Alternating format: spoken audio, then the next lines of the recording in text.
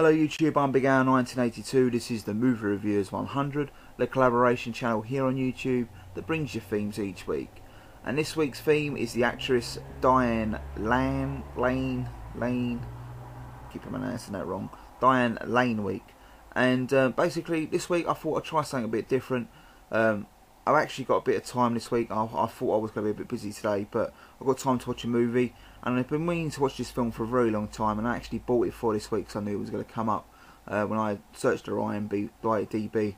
We have a list of names coming up, and sometimes I IMDb them just to say, well, do I know any films that they've been in, and if there's any films that I'd like to get to watch to review, basically.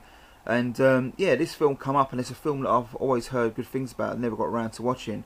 It's from Francis Ford Coppola, released in 1983, starring Mickey Rourke, Matt Dillon, Diane Lane, Dennis Hopper, Nicolas Cage, I believe he's very young Nicolas Cage, Chris Penn, and Tom Watts, and that is Rumblefish. And basically, to my acknowledgement, I haven't seen a film before, so this is why I'm going to watch it and review it at the same time.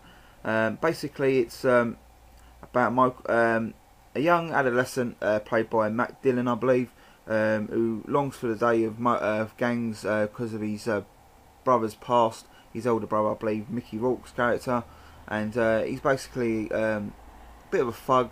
And yeah, I'm looking forward to seeing what's happening with the film. Basically, released in '83, and yeah, it comes in a nice steelbook from Masters of Cinema, very much like the Criterion release in the States, but the Masters of Cinema here in the UK. Yeah, I'm looking forward to checking it out, so stop talking, get on and watching it. I've got it all queued up, so let's press that play button, and I'll come back to you in a minute while watching the film. So 20 minutes into Rumblefish, so far so good. I'm really enjoying it. It's in black and white. The picture quality of this release is just amazing from Masters of Cinema. Really highly recommend the PQ on this film. Yeah, the film's in black and white, and apart from a few fish I noticed turned into colour when they walked past them, and because the film's in black and white and that colour hit the screen, it just really popped, and it really looked nice. The blues, and I think it was orangey red or colour. Yeah, it looked really nice. So the film starts off with Matt Dillon's character playing Rusty James. He's sort of a leader of a gang, quite a standing leader because his brother's gone away. Diane Lane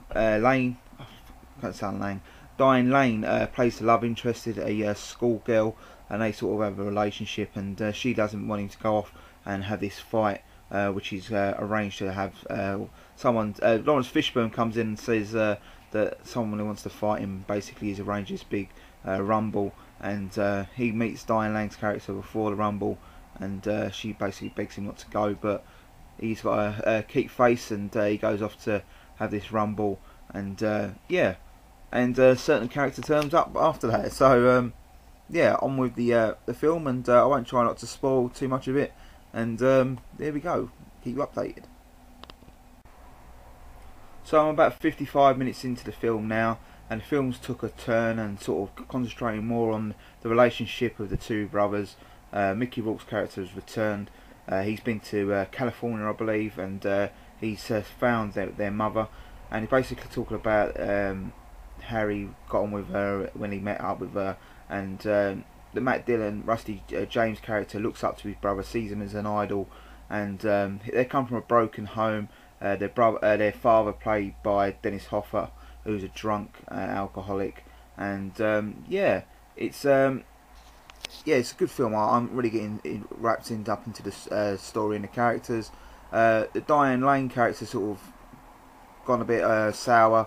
Relationships broken up between them at the moment, so sort of she's not as much in the film as much, but I'm not sure if she's coming back into it later on. But at the moment it's concentrating more on the brothers' relationship, and how Rusty James really looks up to his brother and puts him on a pedestal, and really aspires to be like his brother.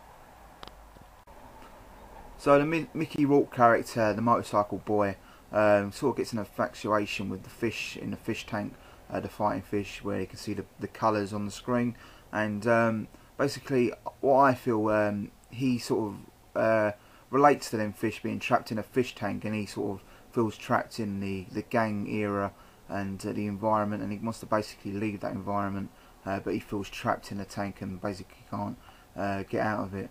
And he basically wants the fish to be in the river. He keeps on going about they need to be in a river, and he sort of gets that drive to release them fish. The Matt Dillon character, Rusty James, as I say, looks up to him, and although he sees him as an idol, he can't sort of relate. He can't move himself to be like his brother. He sort of fails when he takes the wrong turns. And there's a funny scene, the cinematography, I can't say that word, when he sort of he's involved in a fight and he gets hit on the head, and he sort of has this out of body experience, and he's floating around. I thought that was really good, that little experience where he sort of goes past the Diane character, his girlfriend, and he sees his friends, and then sort of the demise of him, sort of that his persona as the sort of the gang second in command leader when his brother's not there, sort of demise as well. Yeah, I really do like this, really do enjoy this film, and I really would watch it again. Just coming up towards the end of the film now, I believe. I try not to spoil it for everyone, so if you haven't seen it already, I would recommend it straight away from just what I've seen already.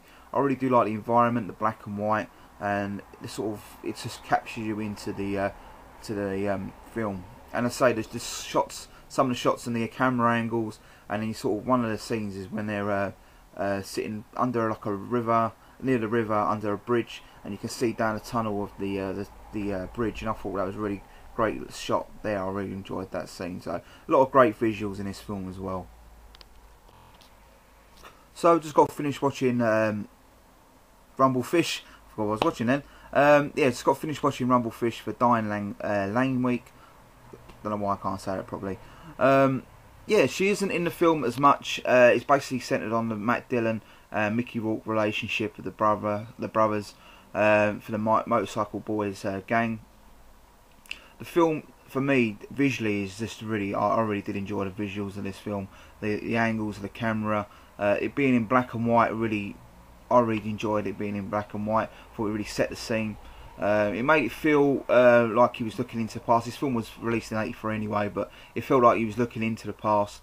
And but the picture quality of the Masters of Cinema release, for me, just outstanding PQ on this film.